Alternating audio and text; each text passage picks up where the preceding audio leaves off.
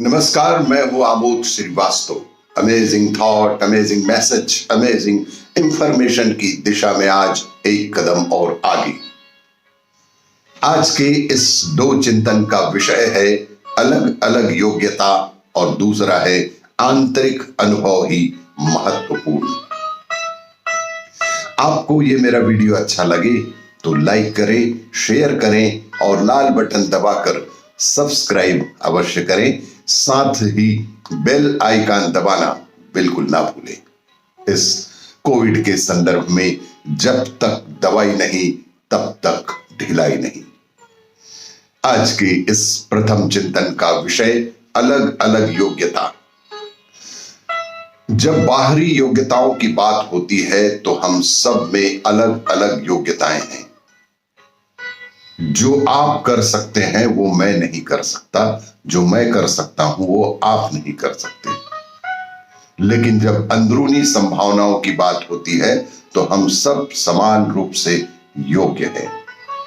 ये एक व्यक्ति में क्यों खिलती है और दूसरे में क्यों नहीं खिलती, ये सिर्फ इसलिए है कि उस व्यक्ति ने उस आयाम की ओर ध्यान दिया है और दूसरे ने बिल्कुल ध्यान नहीं दिया है।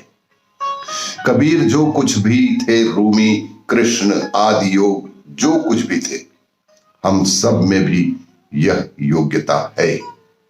पर क्या हमारी कविता लिखने को या कविता लिखने की या नृत्य, संगीत, गणित के विषय में भी कभी वही योग्यता है? शायद नहीं। लेकिन हम सब में वह योग्यता है कि हम सब विशिष्ट अनुभव को पा सकें जो उन्होंने भी पाया था। जब यह अनुभव कबीर में घटित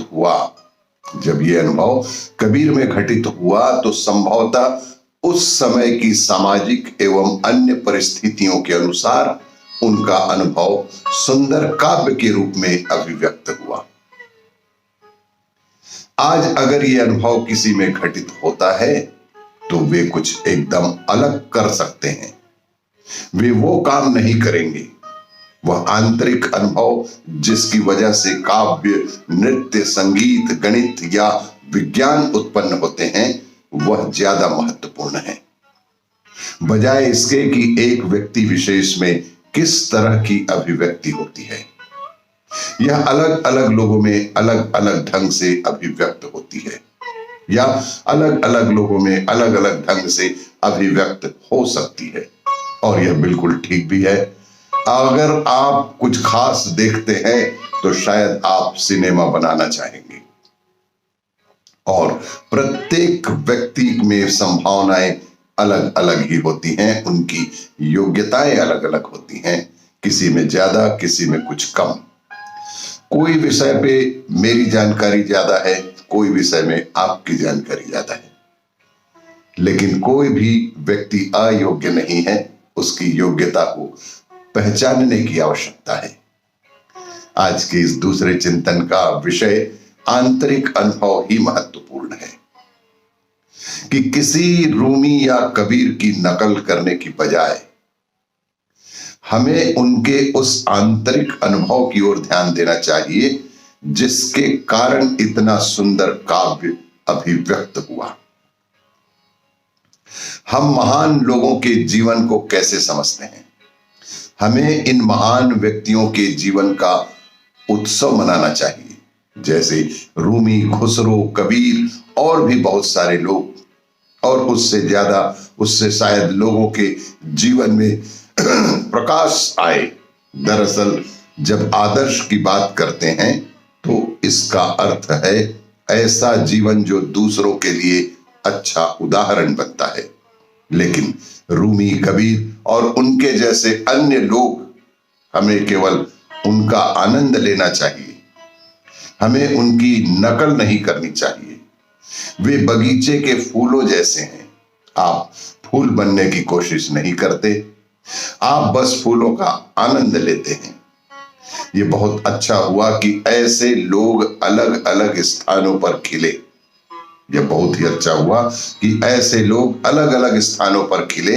ऐसे बहुत से लोग हैं जो खिले हैं आज भी हर शहर में, हर गांव में ऐसा कोई ना कोई है, शायद उनको उस स्तर की लोकप्रियता ना मिली हो।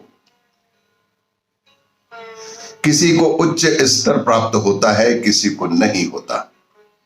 यह एक सामाजिक और ऐतिहासिक बात है, लेकिन वह पहलू खत्म नहीं हुआ और कभी भी खत्म नहीं हो सकता। कहीं ना कहीं ये कई प्रकार से अभिव्यक्त होते ही रहते हैं।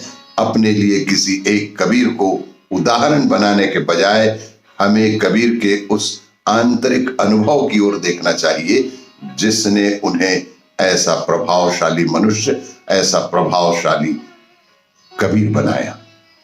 इसीलिए हमें सदैव आंतरिक अनुभव का ही ध्यान देना चाहिए, क्योंकि आंतरिक अनुभव ही हमारे जीवन में बेहद महत्वपूर्ण है। आपको ये मेरा वीडियो अच्छा लगे तो लाइक करें, शेयर करें और सब्सक्राइब अवश्य करें। धन्यवाद।